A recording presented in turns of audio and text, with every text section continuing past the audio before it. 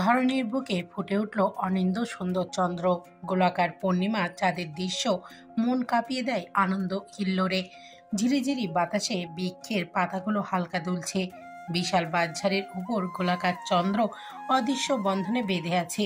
এই অপরূপ সৌন্দর্য আসলেই নয়নাভিরাম, মনোযোগ নির্ভীষ্ট। আয়মান এক দৃষ্টিতে আকাশের দিকে তাকিয়ে আছে। পাশে থাকা পিয়তার দিকে একবারও তাকালো না। নীরব শীতল কণ্ঠে বলতে লাগলো, বাড়ির চাকররা পর্যন্ত উঁচু গলায় কথা বলতো, আমাদের অত্যাচার করার চেষ্টা করত। আমি বয়সে ছোট হলেও অন্যায় মেনে নিতাম না, বাবার মতোই সব অন্যায়ের প্রতিবাদ করতাম। কিছুদিন পর সবাই আগের মতো হয়ে গেল, কয়েকজনকে বের করেও দিয়েছি, কিন্তু বাইরের লোক হাল ছাড়েনি। বিভিন্নভাবে উঠে পড়ে লেগেছিল আমাদের পিছনে। হাজারো যুদ্ধের মধ্যে দিয়ে যেতে লাগলো আমার জীবন, তবুও হাল ছাড়েনি। পুতুলকে অন্য কেউ সামলাতে পারতো না, একমাত্র আমি ছাড়া। পুতুলের জন্য আমি সবসময় খাবার বানাতে গিয়ে কতবার হাত পুড়িয়েছি তার হিসাব নেই। পুতুলকে সাজিয়ে দেওয়া, ঘুম পাড়ানো সবই আমি করতাম। ও সবসময় বাবার জন্য কান্না করত। আমার বুকের ভিতরটা পড়লেও কান্না আসতো না। কান্না মানুষের দুর্বলতার বহিঃপ্রকাশ, তাই চোখে পানি আসতে দিতাম না কখনো। আস্তে আস্তে বড় হতে থাকি, ছাত্র জীবন থেকে রাজনীতির সাথে জড়িয়ে পড়ি। আমার জীবনের প্রথম লক্ষ্য ছিল বাবার হারানো সব ফিরে পাওয়া। খুব অল্প বয়সে আমার কর্তৃত্ব প্রতিষ্ঠিত হয়। হাজারবার মৃত্যুর মুখোমুখি হয়েও ফিরে এসেছি। পুতুলকে সবসময় লোকচক্ষুর আড়ালে রেখেছি। কিছুটা বড় হতেই ওকে হোস্টেলে পাঠিয়ে দিলাম, আর আমি আমার রাজনৈতিক জীবনে সাফল্য অর্জন করে এমপি পদে নির্বাচিত হলাম। সবকিছু আগের মতো হয়ে গেল। এলাকার নিরাপত্তা ফিরে পেলাম। সবকিছুর মাঝে আমার নারীদের প্রতি ঘৃণা সৃষ্টি হয়েছে। ভেবেছিলাম কখনো আমার জীবনের সাথে কোনো নারীকে জড়াবো না। আমার মায়ের সে জঘন্যতা আমার মস্তিষ্কে খুব বাজেভাবে গেঁথে গেছে। সব নারীকে মায়ের মতো মনে হতো আমার কাছে। ঘুমের মধ্যেও শিউরে উঠতাম। শেষ দিনে সেই দৃশ্য আমার চোখের সামনে ভেসে উঠলে। কিন্তু যেদিন তোমাকে প্রথম দেখি, সেদিন নিজের পর সব আইন কানুন শৃঙ্খল ভেঙে তোমার মাঝে নতুন করে কিছু খুঁজে পেয়েছি। যেদিন তোমাকে দেখার পর আমার মনের মধ্যে অন্যরকমের এক অনুভূতি কাজ করছিল। দেরি না করে তোমার সব তথ্য জোগাড় করে তোমার বাবার কাছে বিয়ের প্রস্তাব দিলাম।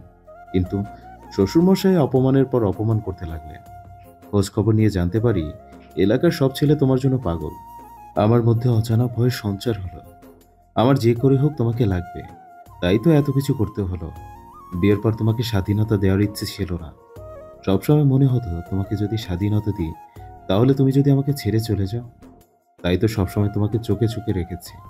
তোমার কষ্টটা আমি বুঝতাম, কিন্তু হারানোর ভয় আষ্টে পৃষ্ঠে জড়িয়ে রেখেছে। কি করবো বলো? সবকিছুই ঠিক ছিল, কিন্তু রাফসানের সাথে সেদিন তোমাকে দেখেছিলাম, সেদিন মনে হয়েছিল আমার মাথায় আকাশ ভেঙে পড়েছিল। তাই তো এতটা রিয়েক্ট করে ফেলেছি। পরে সব বুঝতে পারলাম। আয়মান থামলো। প্রিয়তার দিকে একবারের জন্য তাকালো না। কিছুক্ষণ থেমে ছোট্ট করে বলল, তুমি কি আমার থেকে মুক্তি চাও? যদি মুক্তি চাও তাহলে মুক্তি দিব তোমাকে, কখনো আর তোমার সামনে যাব না। প্রিয়তার বুকের বাঁ পাশে হঠাৎ ব্যথা শুরু হয়ে গেল। সে কি সত্যি মুক্তি চায় নাকি না? মুক্তি চাইলে আয়মানের জন্য এত খারাপ লাগে কেন? তবে ভালোবাসা দুর্বলতাও কি তাকে গ্রাস করেছে? পরক্ষণেই মনে হলো, যে ভালোবাসায় বিশ্বাস থাকে না, সেখানে কি আদৌ ভালো থাকা যায়? প্রিয়তার মাথায় হাজারো প্রশ্ন ঘুরপাক খাচ্ছে। আয়মান ঘড়ি দেখে প্রিয়তার দিকে এগিয়ে আসলো। আর আধা ঘন্টা সময় আছে, তার মধ্যে তোমাকে বাড়ি পৌঁছে দিয়ে আসি। প্রিয়তা নিঃশব্দে আয়মানের পিছু পিছু হেঁটে গাড়িতে উঠল। দুজনের মধ্যে পিনপতন নীরবতা। দুই মানবী হৃদয় তুমুল ঝড় বইলেও কেউ কাউকে মুখে বলতেও পারছে না। অভিমানরা আজ তাদের ভর করেছে। কেউ হৃদয় আকাশে ঝলমলের ওই পূর্ণিমার চাঁদ ওঠে না। কেন পরিপূর্ণ করে দেয় না দুই মানবীর ভালোবাসা? কেন আজ এত সংকোচ সংশয়? প্রিয়তা বাহিরে মুখ বাড়িয়ে শহরটা দেখছে। কত শত মানুষ তাদের কর্মকাণ্ডে ব্যস্ত। আজ তার মতো কেউ কি এভাবে ভালোবাসার কাছে প্রশ্নের সম্মুখীন হচ্ছে নাকি? শুধু সে। তার জায়গায় অন্য কেউ হলে কি করত? চলে যেত নাকি থেকে যেত? প্রিয়তার জানা নেই। আইমানের দিকে আর চোখে তাকালো। আইমানের মনে কি চলছে তা প্রিয়তার কাছে পরিষ্কার। গাড়ি এসে থামলো প্রিয়তাদের গেটেই। আইমান প্রিয়তাকে নামতে ইশারা করলো। প্রিয়তা নেমে গেলে একবারও পিছনে না তাকিয়ে বাড়ির মধ্যে চলে গেল। আইমান করুণ দৃষ্টিতে তাকিয়ে রইল প্রিয়তার পানে। খুব করে ইচ্ছা করছে জোর করে রেখে দিতে, কিন্তু কেন পারছে না? কেন মনে হচ্ছে প্রিয়তা নিজের ইচ্ছায় ফিরে আসুক? আইমান বারান্দার দিকে তাকালো। প্রিয়তা যদি তাকে দেখতে আসে, কিন্তু শূন্য বারান্দা বড্ড বেশি যন্ত্রণা দিচ্ছে আইমানকে। মাথার ওপর হলদে সূর্যটা দিগন্তর মাঝে প্রখর তেজ ছড়াচ্ছে। ঘড়ির কাঁটায় নিত্যদিনের মতোই টিকটিক শব্দে সেকেন্ড, মিনিট, ঘন্টা ঘুরছে। প্রিয়তা অলস ভঙ্গিতে ড্রয়িং রুমে বসে আছে। কলিং বেলের শব্দে পিয়াস দরজা খুলে দিল। ভিতরে ঢুকলো পাশের বাড়ির রুমা বেগম। চারদিকে পরখ করে প্রিয়তার দিকে কৌতূহলী দৃষ্টি নিক্ষেপ করলো। কে এসেছে দেখতে রেহেনা বেগম হাত মুছতে মুছতে ড্রয়িং রুমে এসে দাঁড়ালো। রুমাকে দেখে রেহেনা বেগমের অস্বস্তি শুরু হয়ে গেল। রুমা বেগমকে বসতে বলে নিজেও বসলেন। রুমার দৃষ্টি এখনও প্রিয়তার দিকে। কোনো সংকোচ ছাড়াই বলল, প্রিয়তা, তোমার না বিয়ে হয়ে গেছে? তো আজ কয়েক মাস দেখতেছি বাপের বাড়ি পড়ে আছো। জামাইয়ের সাথে কি ঝগড়া হয়েছে, নাকি তোমাকে রেখে অন্য মেয়ের দিকে নজর দিচ্ছে? শুনলাম তোমার বর নাকি এমপি। এসব রাজনীতি করা লোকরা বজ্জাত হয়, একটাকে হয় না এদের। 2-3টা বিয়ে তো করেই, সাথে অন্য মেয়েদের সাথে মজা মস্তি করে হোটেলে এখানে সেখানে রাত কাটাই।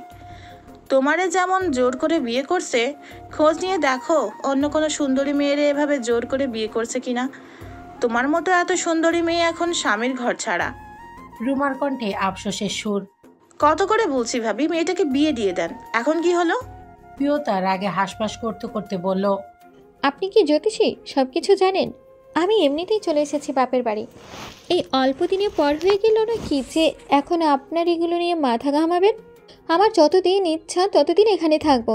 আপনি বলার কে? রুমা বেগমও চুপ থাকার পাত্রী নয়। রুক্ষ কণ্ঠে বলল, তাহলে তোমার বর আসে না কেন? কখনো তো দেখি নাই তোমার বরকে। প্রিয়তা রাগ আগাস চৌমি বলে, কি এই মহিলা? বর কি অন্য মহিলাকে দেখানোর জিনিস, নাকি সে অন্য কেউ দেখাবে? আমার বরকে আপনি দাওয়াত করেছেন নাকি যে আপনার বাড়ি গিয়ে দেখা করে আসবে? আচ্ছা, পরের আসলে আপনার কাছে পাঠিয়ে দিব, কেমন? আমার বরকে আপনার খুব দরকার মনে হচ্ছে। রুমা বেগম কিছুটা লজ্জা পেল। প্রিয়তার ভাবভঙ্গি অন্য কথা ইশারা করছে। রুমা বেগম রেহেনা বেগমের দিকে তাকালো। রেহেনা বেগমও রেগে আছেন। দেখো রুনা, তুমি এসব কথা বলে মেয়েটার মন খারাপ করে দিও না। ওর যাওয়ার সময় হলে ঠিক চলে যাবে। তোমার এত মাথা ঘামাতে হবে না। তার চেয়ে বরং নিজের চিন্তা করো, নিজের মেয়ের দিকে খেয়াল রাখো। রুমা বেগম তেজি কণ্ঠে আসি বলে চলে গেল। রেহেনা বেগম প্রিয়তার কাছে এসে মাথায় হাত বুলিয়ে বলল, মন খারাপ করিস কেন? কে কি বললো তাতে তুই কান দিবি কেন? যতদিন ইচ্ছে থেকে যা, এটা তো তোর বাড়ি। আইমান যদি তোকে না নেয় তবে যাওয়ার দরকার নেই। প্রিয়তার মনে বিষাদের ছায়া নেমে এলো। কোনো উত্তর না দিয়ে ছুটে গেল নিজের ঘরে। অজানা কারণে চোখের পানি ঝরছে। আইমান তো পারত তাকে নিয়ে যেতে, সে যাবে না বলে এখানে রেখে গেল। সত্যি যদি ভালোবেসে, তাহলে কিভাবে আছে তাকে ছাড়া? পাশের বাড়ির আন্টির কথা কি তবে সত্যি হবে? তার কি দোষ?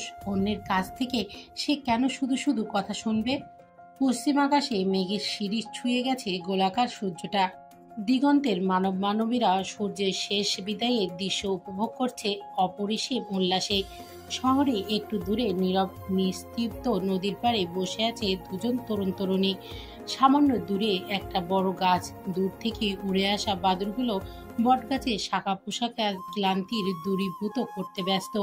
শত সহস্র শব্দ কম্পিত হচ্ছে চিত্ত জুড়ে। এলোমেলো হয়ে আসছে শব্দ ভাণ্ডার। তরুণীর অজানা উত্তেজনায় সরু চিকন শরীরটা কাঁপছে। ভালোবাসার পূর্ণতা নাকি প্রত্যাখ্যান? অনেকক্ষণ নিবিড় নীরবতার পর শব্দ উচ্চারিত হলো ওয়াইদের মুখে। অপরিচিত নাম্বার থেকে তুমি আমাকে ফোন দিতে, তাই না? আরিয়ার কণ্ঠস্বর ক্ষীণ হয়ে আসছে। ভয় গ্রাস করছে তাকে। তবুও তৃষ্ণার্ত কণ্ঠে বলল, আপনি কিভাবে জানলেন? ওয়াইদ পাশ ফিরে আরিয়ার মুখোমুখি হয়ে বসলো। ঠোঁটের কোণে ফুটে উঠল এক চিলতে হাসির রেখা। আরিয়া দ্বিধায় ভুগছে। ওয়াইদের মনোভাব তার কাছে কুয়াশার মতো ঝাপসা লাগছে। দূর দূর বুকে কাঁপন কিছুতেও থামছে না। ওয়াইদ হাসি রেখা মুছে গেল। চোখে মুখে কিছুটা হতাশ প্রকাশ পেল। নদীর দিকে তাকিয়ে বলল, আমি প্রথম থেকে জানতাম, কিন্তু কখনো বলিনি। কিন্তু তুমি যখন থেকে আমাকে ফোন দেওয়া বন্ধ করে দিলে, আমার মনের মধ্যে শূন্যতা অনুভব হতে লাগলো। সবসময় মোবাইলের দিকে তাকিয়ে থাকতাম তুমি আমাকে ফোন দাও কি না, কিন্তু অপেক্ষার প্রহর কাটলো না। তাই তো আর সহ্য করতে না পেরে আজ তোমাকে এখানে এই নির্জনায় আমন্ত্রণ জানানো। আরিয়ার কণ্ঠস্বর কাঁপছে। আপনি আমাকে মিস করতেন? ওয়াহিদ আরিয়ার এমন অবস্থা দেখে হা হা করে হেসে উঠল। তোমার এমন অবস্থা কেন? একদম বাচ্চাদের মতো করছো। আরিয়া কিছুটা লজ্জা পেল। তার কি দোষ? ওয়াহিদের কণ্ঠে ভালোবাসি শুনতে তার মন আঁকুপাকু করছে। ওয়াহিদও সুন্দর সোনালী সন্ধ্যায় তার পাশে বসে আছে, তার প্রিয় মানুষটা যাকে কত করে চেয়েছিল। অবশেষে মন আকাশে পূর্ণতার আলো একটুখানি উঁকি দিয়েছে। কিছুদিন আগের ঘটনা। ওয়াহিদের বেশ ভালোই লাগতো আরিয়ার ফোন পেয়ে। কখনো বা রাগে কণ্ঠে কথা বলতো, কখনো বা মিষ্টি সুরে। এভাবেই হয়তো তাদের বন্ধনটা গাঢ় হতে লাগলো। আরিয়ার মিষ্টি কণ্ঠস্বর রোজ ভাবনায় ফেলে ওয়াহিদকে। মনের ভাবনাগুলোকে এলোমেলো করে দেয় অবাধ্য স্বপ্নগুলো। সেদিন রবিবার ছিল, আরিয়া কলেজে আসেনি। ওয়াহিদের চোখ বারবার খুঁজেও পায়নি তাকে। ইরা অনু দুজনেই আগমনে ওয়াহিদ কিছুটা অবাক হলো। ইরা ওয়াহিদের সামনে দাঁড়িয়ে বলল, কেমন আছেন ভাইয়া? আলহামদুলিল্লাহ ভালো। তোমরা কেমন আছো? ওয়াহিদের চোখ স্থির নেই, চারপাশ পরখ করছে। এই তো আলহামদুলিল্লাহ। ভাইয়া কি কাউকে খুঁজছেন? ওয়াহিদ স্বাভাবিক হয়েই বলল, আমার একটা ফ্রেন্ডকে খুঁজছি। তোমরা দুজন কেন? আর একজন কোথায়? কথাটা মুখ ফসকে বেরিয়ে গেল। ইরা অনু দুজনেই হেসে উঠল। ও আজ আসেনি, কিন্তু আপনি ওকে খুঁজছেন কেন? কোনো দরকার? ওয়াহিদ ইতস্ত করে বলল, না এমনি, সবসময় তিনজন একসাথে থাকো তো, তাই আর কি। আপনাকে একটা কথা বলবো ভাইয়া, জানি না বলা ঠিক হবে কি না। ওয়াহিদ একটু ভাব নিয়ে বলল। ঠিক না হলে বলবে কেন? অনু ওয়াহিদের ভাবটা বুঝে বলল, থাক ভাইয়া, বলবো না, আসি আমরা তাহলে। এই দাঁড়াও, কি বলবে বলে যাও, মাইন্ড করবো না। আপনার ভিতর থেকে কি ধরনের রিয়াক্ট আসে কে জানে। আগে বলো, তারপর দেখবো কি ধরনের রিয়াক্ট আসে। ইরা চোখ বন্ধ করে মনে মনে বিসমিল্লাহ পড়ে বলল, আপনাকে না কেউ একজন অনেক পছন্দ করে। ওয়াহিদ না বোঝার ভান করে বলল।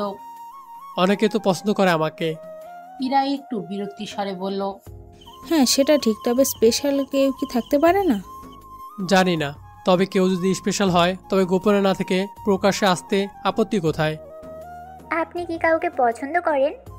ওয়াহিদ কণ্ঠে জড়তা না রেখেই বলল, না, এমন কেউ আসেনি আমার জীবনে। তোমরা যা বলতে চাও সরাসরি বলো। বললাম তো, কিছু মনে করবো না। ইরা দ্বিধান্বিত হয়ে বলল, আমার বান্ধবী আরিয়া আপনাকে অনেক পছন্দ করে। যদিও তার বারণ ছিল আপনাকে জানানো, তবুও জানালাম। ও আপনার জন্য অনেক কষ্ট পায়, তাই বলতে বাধ্য হলাম। ওয়াদি আগের থেকে জানলেও ইরার মুখে কথাটা শুনে শরীরে ভাঁজে ভাঁজে অনুরণ শুরু হলো। ওয়াহিদ কি বলবে বুঝতে পারছে না। হঠাৎ এমন কেন হলো? চুপ করে আছেন যে ভাইয়া? আরিয়া তো এতদিন আমাকে রোজ কল করতো, এখন হঠাৎ কি হলো? ওয়াহিদের কথা শুনে অনু ইরা দুজনেই যেন টুপ করে আকাশ থেকে পড়লো। দুজনে চোখে চোখ রেখে ইশারা করলো। এই বেটা তাহলে সব জানতো, শুধুই এতক্ষণ ঢং করছে। ভাইয়া আপনি কি সব জানতেন আগে থেকেই? ওয়াহিদি একটু হেসে বলল, প্রথম দিন থেকে জানতাম। আরিয়া বলেনি, আমিও তাই না জানা ভান করে থাকতাম। এখন আপনার মতামত কি? সেটা সময় হলে জানতে পারবে। আমার একটা রিকোয়েস্ট রাখতে পারবে? জি ভাইয়া বলুন। দুজনে সমস্যারে বলল, আমি আরিয়াদের সাথে দেখা করতে চাই, কিন্তু ওকে কিছু বলার দরকার নেই এখন। অনু ইরা দুজনেই মিটিমিটি হাসছে। কবে আসতে বলবো আরিয়াকে? সময় এবং স্থান দুটো জানিয়ে দিব তোমাদের। ওয়াহিদের সময়গুলো কাটছে না। একটা স্পেশাল মানুষের সাথে স্পেশাল সময় কাটাবে, সারা বেঁধে রাখার কথা বলবে প্রিয় মানুষটাকে। প্রতীক্ষা করছে অধীর আগ্রহে সানন্দে।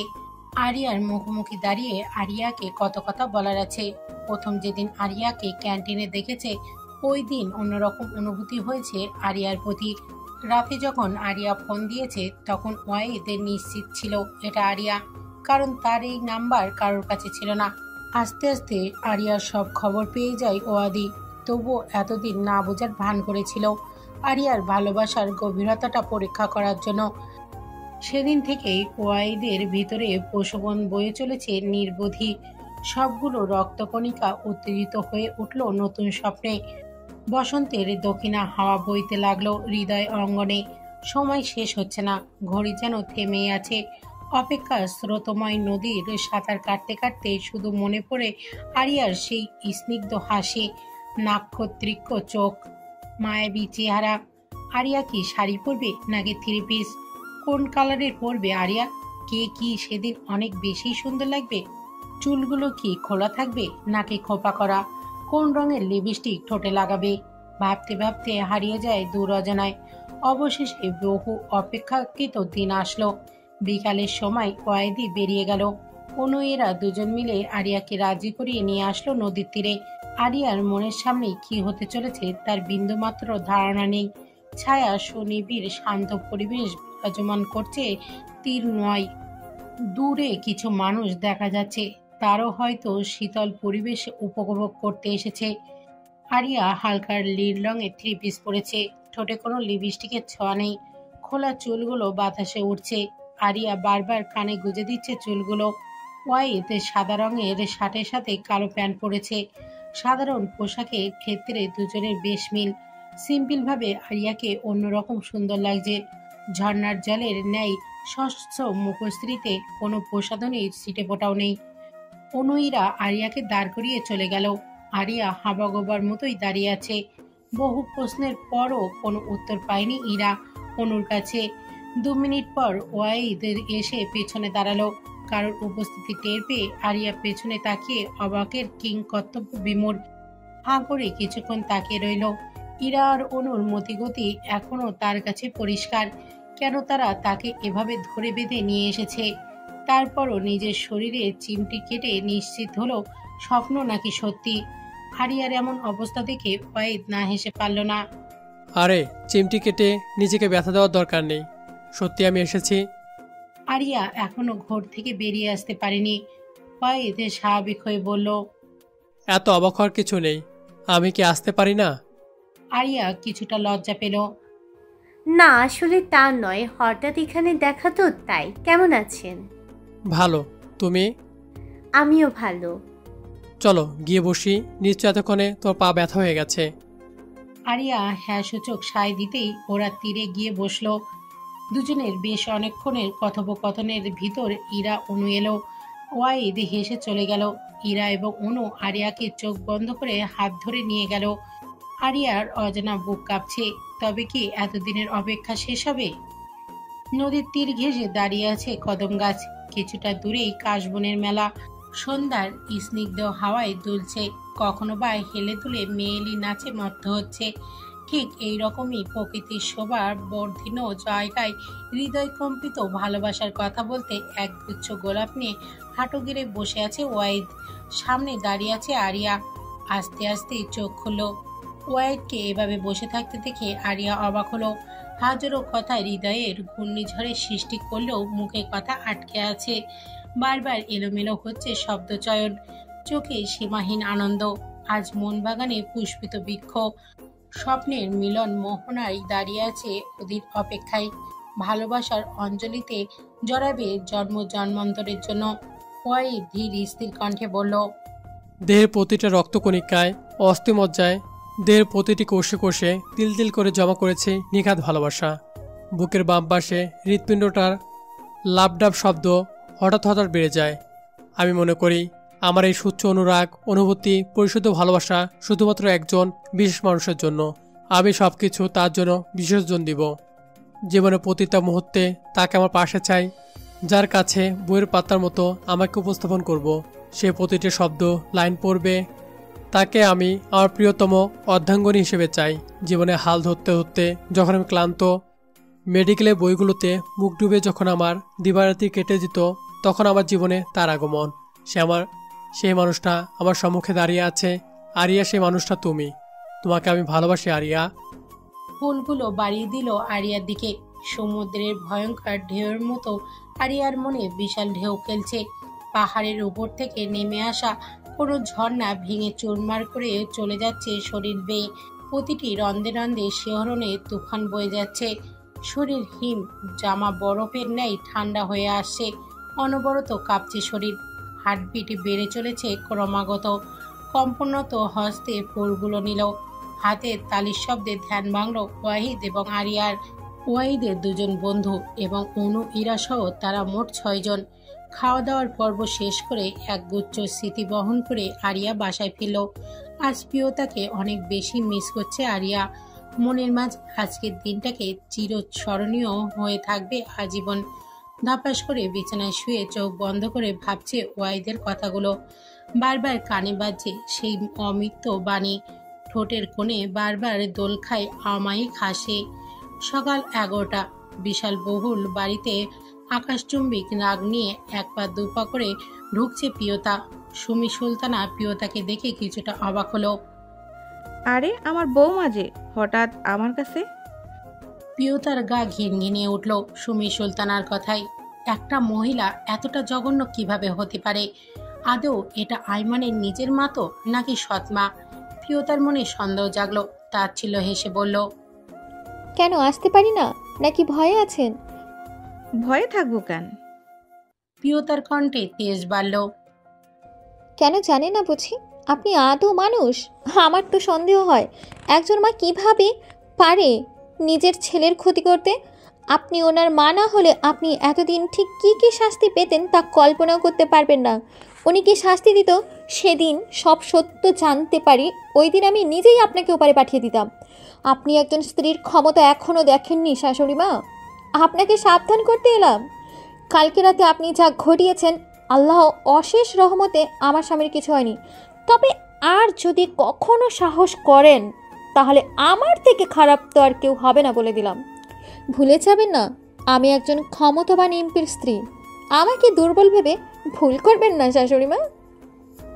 সুমি সুলতানা কিছু বলার আগেই হনন করে বেরিয়ে গেল প্রিয়তা। রাস্তায় বাসের জন্য অপেক্ষা করছে। অনেকক্ষণ দাঁড়িয়ে থেকে হাঁপিয়ে গেল। একটু সামনে পা বাড়াতেই সজোরে গাড়ি থামালো প্রিয়তার সামনে। প্রিয়তা একটু ভয় পেয়ে গেল। পেছনের সিট থেকে আইমানের কণ্ঠ শুনে তবদা খেল। উঠে এসো। আপনি এখানে কি করছেন? ও সুইটহার্ট, তুমি কি ভুলে গেলে কি বলেছি আমি? তোমার সাথে আমার লোকজন ছায়ের মতো থাকে। তবে এটা জিজ্ঞেস করব না যে মিসেস সুলতানের কাছে তোমার কি কাজ ছিল। একটু থেমে আবার বলল, দাঁড়িয়ে আছো কেন? আবার কি জোর করে তুলে নিয়ে নতুন করে বিয়ে করতে হবে নাকি? প্রিয়তা আইমানের আচরণে হতবাক। কিছুদিন আগে না কত ইমোশনাল ডায়লগ শুনিয়ে আসলো, এখন আবার এসব কি? এখনো দাঁড়িয়ে আছো কেন? আমি আপনার সাথে কোথায় যাব? ঢং না করে গাড়িতে আসো, তারপর বলছি। প্রিয়তা দ্বিধাদ্বন্দ্বে এখনো দাঁড়িয়ে আছে। আইমান একটানে প্রিয়তাকে গাড়িতে উঠিয়ে বসিয়ে জড়িয়ে ধরল। কি ব্যাপার? বাড়িতে নাকি আমার জন্য কান্নাকাটি করো? এখন তো ভাব নিচ্ছ। প্রিয়তা হাঁ করে তাকিয়ে আছে। কখন সে কান্নাকাটি করেছে? এসব মিথ্যে কথা। আপনাকে এসব কথা কে বলেছে? যেই বলুক, এটা তো সত্যি। আমাকে ছাড়ুন, সামনে ড্রাইভার দেখছে তো। আমার জন্য কান্নাকাটি করতে করতে চোখও গেছে মনে হয়। প্রিয়তা তাকিয়ে দেখে সামনে কেউ নেই। আইমানের দিকে তাকিয়ে কিছুটা অবাক। আইমানের মন মেজাজ এতটা ফুরফুরে কেন? রাতের বেলা সব ঘটনা ভুলে এমনভাবে আছে যেন কিছুই হয়নি। কি দেখছো সুইটহার্ট?